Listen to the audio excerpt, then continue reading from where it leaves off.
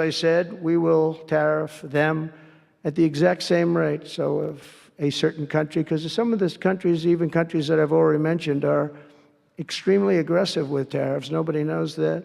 European Union, they have a VAT tax that's devastating. It's very tough for people on the outside. Hard to sell cars, really impossible to sell them because they also have non-monetary tariffs that are very, very tough. But if you take a look at that, it's a very unfair situation. And the VAT tax is similar to the tariff. Around the world, I'm moving quickly to end wars, settle conflicts, and restore the planet to peace. I want peace, and I don't want to see everybody being killed. And you take a look at the death in the Middle East and the death that's taking place between Russia and Ukraine. It's been going on, and we're going to end it. There's no profit for anyone in having World War III, and you're not so far away from it. I'll tell you right now, you're not so far away. If we would have had this administration for another year, you would have been in World War III, and now it's not going to happen. In the Middle East, I've restored my policy of maximum pressure on Iran, designed to bring peace. And we've designated the Houthis a terrorist organization. They're, destroying shipping lanes all over the place. They're making it very hard for people to get their product delivered. They're making it very difficult, but we'll take care of that situation. And we've secured a ceasefire in Gaza, and we're bringing in the hostages, and we're bringing them home to their families. Some of them are in pretty bad shape, I have to tell you.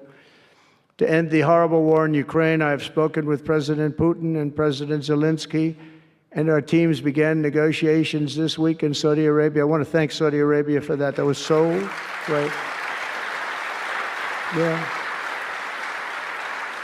And I want to thank, in particular, we have so many of the people, Yasser, Mohammed, all of the people, but in particular, we have to thank Crown Prince Mohammed bin Salman for hosting these historic talks, and talks that went very, very well. Steve was there, Steve Witkoff was there, and Michael was there, Michael Waltz and others, and they really went well. It's a big step. We got to get that war over with. You have to see the people that are dying. I look at pictures of the field. It's a level field, and it looks like a modern-day version of Gettysburg, and you know what that means. It is just carnage. It's horrible.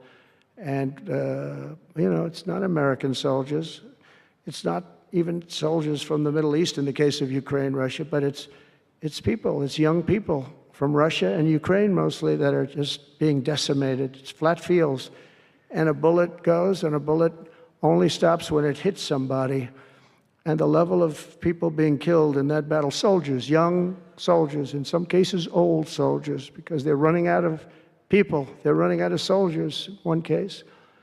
But think of it, a modestly successful comedian, President Zelensky, talked the United States of America into spending $350 billion to go into a war that basically couldn't be won, that never had to start and never would have started if I was president, not even a chance. And it didn't start for 4 years, never would have started.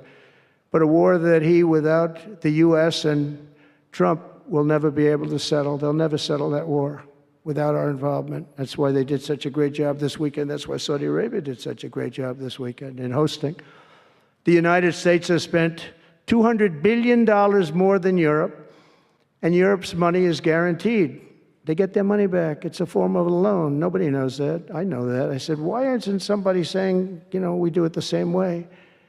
And we spent much more money. We have to equalize. But while the United States gets nothing back, so they get their money back. It's a loan.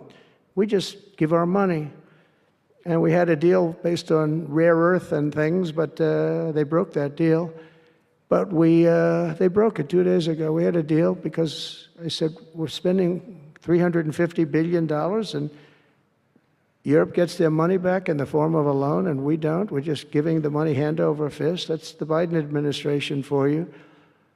But they're no longer dealing with the same United States as they were dealing with a few months ago. Why didn't crooked Joe Biden demand equalization, and that this war is far more important to Europe than it is to us, and that there's a very big, beautiful ocean, a separation?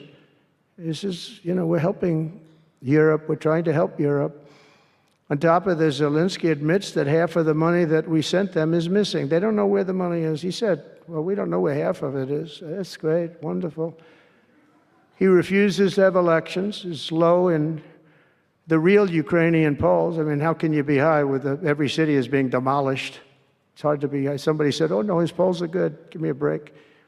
Every city is being demolished. They look like a demolition site, every single one of them. And the only thing he was really good at was playing Joe Biden like a fiddle. He played him like a fiddle. That's an expression we use, Yasser, to say that he's pretty easy, pretty easy. A dictator without elections. Zelensky better move fast or he's not going to have a country left. Got to move fast because that war is going in the wrong direction. In the meantime, we're successfully negotiating an end to the war with Russia. Something I'll admit that only Trump is going to be able to do in the Trump administration. We're going to be able to do it. I think Putin even admitted that. Biden never tried. Europe has failed to bring peace, and Zelensky probably wants to, maybe he wants to keep the gravy train going. I don't know what's the problem, but he hasn't been able. He's very upset that he wasn't invited. He could have come if he wanted to, but that he wasn't invited to Saudi Arabia. But he's been working for 3 years. There's never been even meetings or phone calls to stop this war. It's a horrible thing. I figure Russia's lost 900,000 soldiers. I think that Ukraine's lost probably 700,000. And it's a terrible thing. You'll see bodies and body parts all over the field, all over. We see them very accurately through satellites. I love Ukraine, but Zelensky has done a terrible job. His country is shattered, and millions of people have unnecessarily died. And you can't bring a war to an end if you don't talk to both sides. You got to talk. They haven't been talking for 3 years. So we hope to see a ceasefire soon and to reestablish stability in Europe and the Middle East. Thank you very much. And as I've said before, it's my hope that my greatest legacy will be as a peacemaker and a unifier. That would be a great legacy. So in conclusion, the golden age of America is upon us, and I'm inviting everyone here today and every citizen across our land to take part in the most extraordinary period of peace, prosperity, growth, innovation, wealth creation, and expansion the world has ever seen. We're on our way. I mean, everyone's talking about us. 3 weeks. We're in there for a couple of days more than 3 weeks. And everyone's talking about it. You have to see the crowds of people outside. It's pretty amazing what's happening. We're on the verge of soaring markets, surging incomes, booming production, groundbreaking technologies, thrilling discoveries, and a quantum leap in the quality of life. Absolutely a quantum leap. One day, very soon, our country will have the greatest economy in the history of the world because we once again have a president who puts America first, and we put America first, and your country should put your country first. But in the end, we want America first, and when it's all beautiful, which it's going to be pretty soon, we want to help other countries, and you want to help other countries. But, you know, I tell your leaders, and some of the leaders are in this room right now, you got to put your country first. Whether it's Saudi Arabia, whether it's something else, you got to put your country first. But we're going to have plenty left over to help others also. As long as you invest in America, build in America, and hire in America, that means that I'm fighting for you. I am fighting very hard for you. Together, we're going to make the United States of America bigger, better, bolder, richer, and greater than ever before. It's going to be stronger than ever before. We're going to be a peacemaker and a peacekeeper. We're going to stop people from these stupid, never-ending wars. We're not going to partake in them ourselves, but we'll be stronger and more powerful than anybody by far. And if it ever came to war, there is nobody that will be able to come close to us. But we don't think that's going to ever happen. So I want to thank you all very much. It's a great honor to be here. And I think somebody said they're going to ask questions. And I didn't say, gee, what are the questions like Biden does? I say, just ask. It doesn't matter. You ask a question and I give an answer. So I think, Richard, you're going to come up and you're going to give me some questions. Thank you very much. Thank you. Thank you very much, Mr. President. Please, a round of applause for the President of the United States of America. Thank you.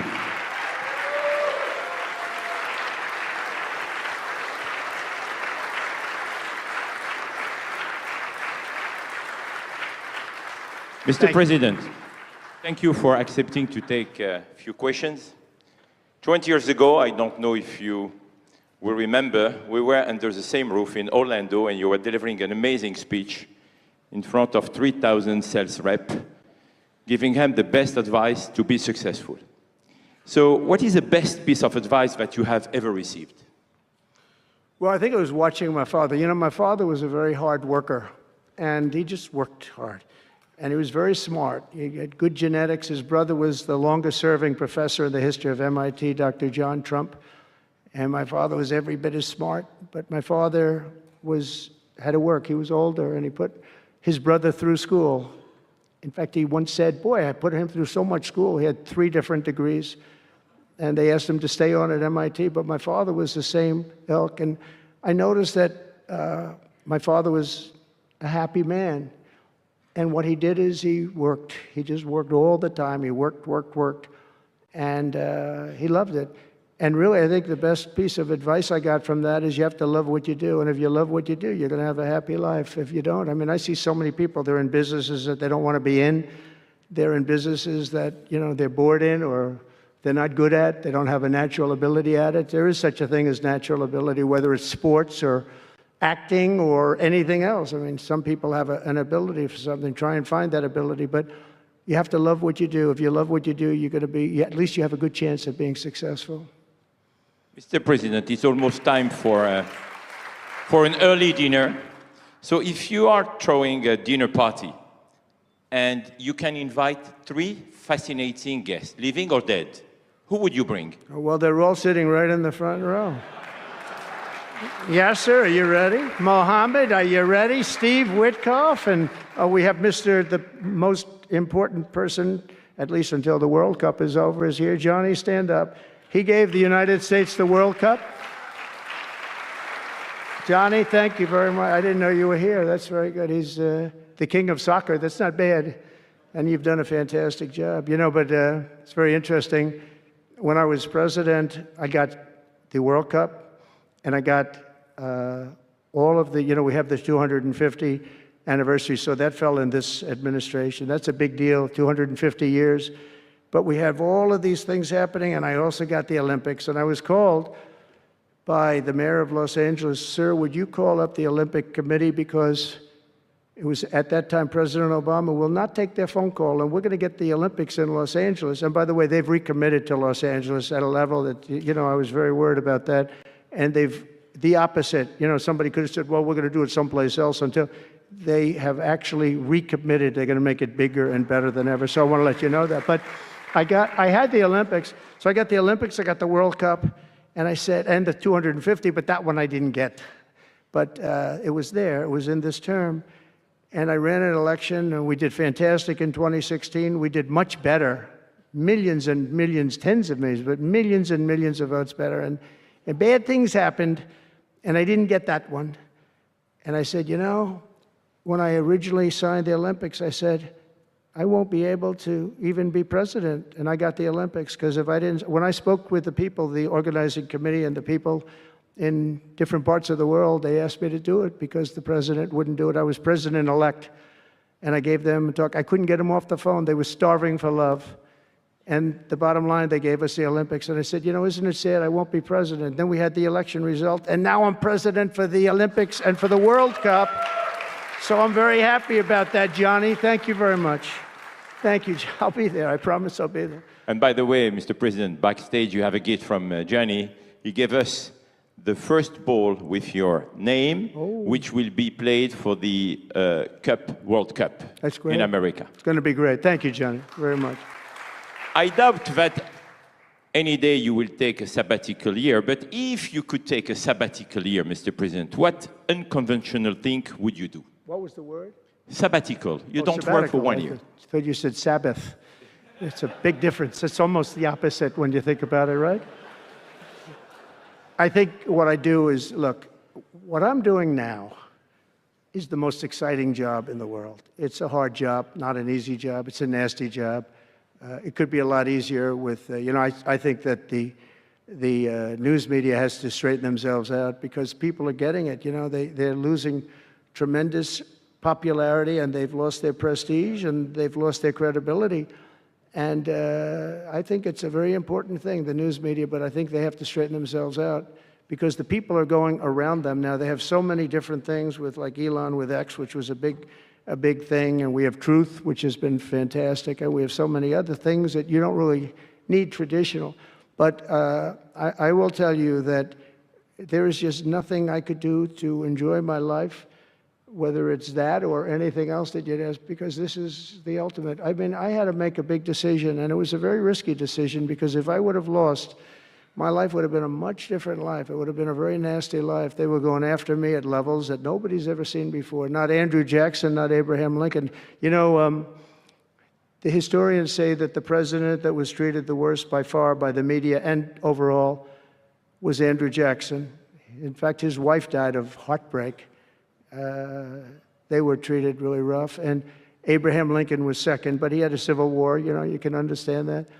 But nobody was treated like me, nobody. And I will tell you, you learn a lot about yourself. But there's nothing I'd rather do. I had to make a decision, do I do this? Because if I lost, it would have been very, very bad. It was dangerous, actually, very dangerous in so many different ways. And I decided to do it, and I said, I have to win, because if I don't, when I spoke to a friend of mine the other night, he said, you know, if you lost, it would have been it was actually Sean Hannity just before we did the interview last night.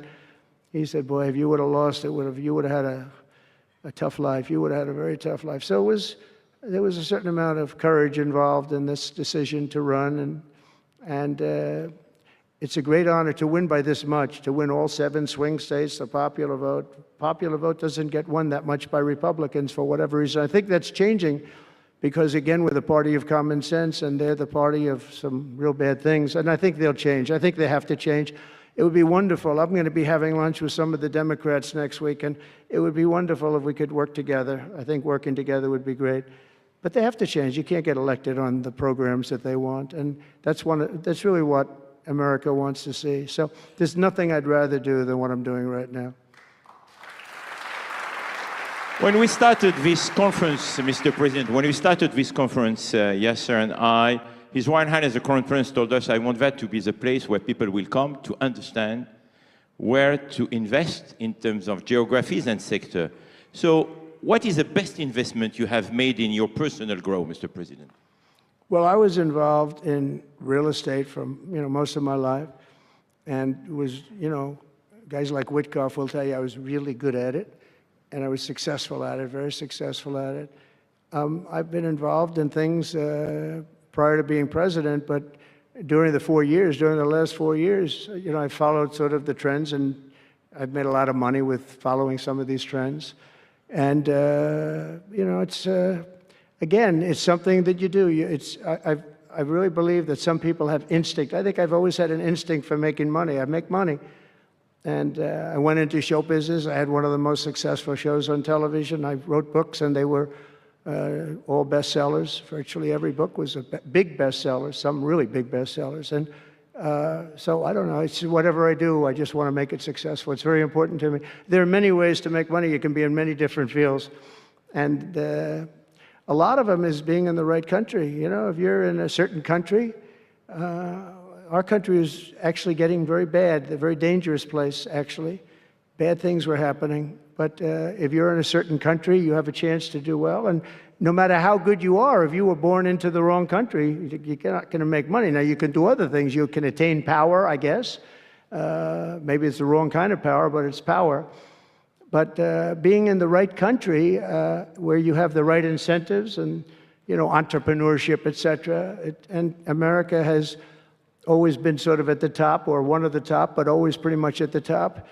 But it was losing that position, and I think losing it rapidly. This last administration, look, I don't want to be, I wish I could say, I wouldn't have run. If I thought Biden was doing a good job, if I thought I wouldn't have run. Because, as I said, it was very dangerous to run in a lot of ways. In fact, my ear will show that when you look at it closely. My ear, I have that throbbing feeling every once in a while, but it was dangerous in a lot of different ways. But he was so bad that I had no choice but to do it. If I thought he was doing a great job, I wouldn't have run, and I would be very happy. I actually wanted him to do a good job. I was saying, do this, do that. I'm telling them, do things. They should have done what I said.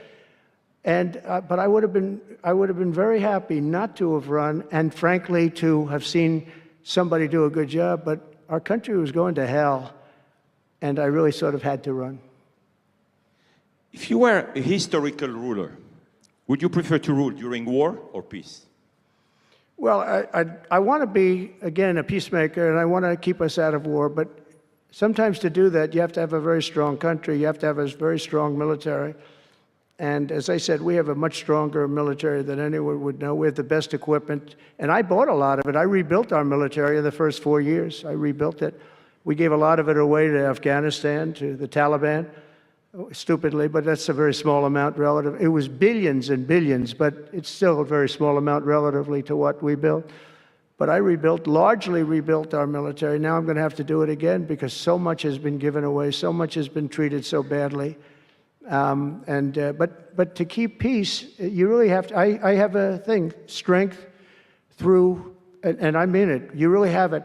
You have strength, and you need the strength, but it's really peace through strength, because without the strength, it's going to be very hard to have peace, because you're going to be taken over, bad things are going to happen, so you really want to have peace through strength, and that's where I've done it. Having strength, having power in that sense to protect yourself and your people is a very important thing. Hopefully you don't have to use that power. I will tell you, I was dealing with President Putin very successfully on denuclearization. We were talking about it very seriously, and then COVID came and lots of things came, and we had also talked to China about it. Now, Russia and us have the biggest nuclear by far. China is not close, but they will be close. In 3 or 4 years or 5 years, they'll be equal. But we were going to talk to China, and I spoke to President Xi about it very successfully. I think we were going to denuclearize it. We had to get the smaller nuclear powers, of which there are 4, 3 maybe, but 4 probably, to do something. We would have been able to do that. But I was having very strong talks with President Putin about denuclearization. And, you know, if you're president, you get presentations about what we're building, what we're having, the power of weapons, the power of many things besides weapons per se. When I saw the power of nuclear weapons, and we can never let that happen. If that happens, the ball game will be, the world will be destroyed. The power is so enormous. You look at Hiroshima, you look at Nagasaki, multiply that times 500 times, and the world would be destroyed. So you want somebody as your president, or you want somebody as your leader that understands that. We just can't let that happen. We can't let other countries get nuclear weapons. Not only Iran. Iran is a good example, and maybe the one that people think about, but we can't let that happen. The power of weaponry today is so enormous that the world would disintegrate, so we can't let it happen. Mr. President, if you had to describe United States of America in just 3 words, what would they be? In 3 words? 3 words. Love, respect, and strength. That's a tough question. That might be my best answer, Yasser. That reminds me of high school, that one, but that may have been the toughest question, actually. Do you think Joe Biden could have done that? I don't think so. I don't think so. We're almost at the end, Mr. President, but talking about United States of America, what is one cultural habit in the US business that the rest of the world could learn from? What is the best practice that Well, I think we love our families, but I think a lot of the world loves their families. You know, I was speaking to the head of Mexico because I complain constantly about people pouring in. Now our border is the strongest border we've ever had. We've gone from the worst border ever in history to the strongest border. But I was speaking to the president of Mexico, a very wonderful woman, actually, and I said, we were talking about drugs. You can't let people come through your country and come into the country. You know, I was not that nice, but they understood what I was saying. And she said something that really got me. She said, I said, you're not a big drug-taking nation? And she said, no, we are not a consumer. And I said, a consumer, what is, an interesting word. We're not a consumer nation. We're not a consumer of drugs. I said, what an interesting, and why is that? She said, well, we have very strong family values. I said, but we do too. We do too. We have very strong, our families are devastated by what's happening with fentanyl, and China will not be doing, we're going to make a deal with China. They were not letting that happen anymore. And I had a deal, by the way, before I left. I had a deal with President Xi where they were going to give the maximum penalty to anybody making fentanyl and sending it into the United States. And their maximum penalty is the death penalty, and it would have stopped. But when the election turned out to be a rigged election, but that's okay. When an election turned out to be, it was an election that shouldn't have happened. All the things that happened. I'll give you an example. We wouldn't have had October 7th, Israel attack. We wouldn't have had Ukraine and Russia fighting. We wouldn't have had inflation. We wouldn't have had all of these things that, happened. But in speaking with her, she said about family values, I said, well, you're not really saying anything there because we have great families too. We have great family values. She said, plus we advertise a lot. I said, ooh, you mean you advertise about how bad drugs are? Yes, we do. We spend a lot of money on advertising. And I said, unbelievable. That was such a great conversation because we're going to spend hundreds of millions of dollars advertising how bad drugs are so that kids don't use them, that they chew up your brain, they destroy your teeth, your skin, your everything. And I thanked her for that. I make so many calls and I never learn anything from anybody. I know everything and I never learn anything from anybody. And I spoke to this woman. As soon as she said it, she didn't have to say exactly what. I said, exactly, what a great idea. And I think we're going to have, and I saw pieces of it, we're going to go in with $100 million and then another $100 million initially. But I saw some of the ads and they are really violent. I said, you have to make them strong. Your skin practically comes off after a period of time. You lose your hearing. You lose your teeth. It is terrible. And we show this happening to people. And I think we're going to, we did very well with, we had blue ribbon committees headed up by the First Lady of the United States and a lot of other people that, they have no idea the viciousness of these cartels and these people. And they're smarts. They're very smart, tough people, making a fortune, by the way, an absolute fortune. But we got it down 18%, which was a record. But 18% is not great when you think about it. I think we could get it down 50 or 55 or maybe even 60% with advertising. So she really gave me something. I was going to call her and tell her that she did, but now I don't have to call her because she's going to be seeing this right now. So to the President of Mexico, thank you very much. I appreciate it. But we're going to do a great advertising campaign saying how bad it is, how drugs are so bad for you. My last question, Mr. President. You have mentioned briefly in your speech about the legacy.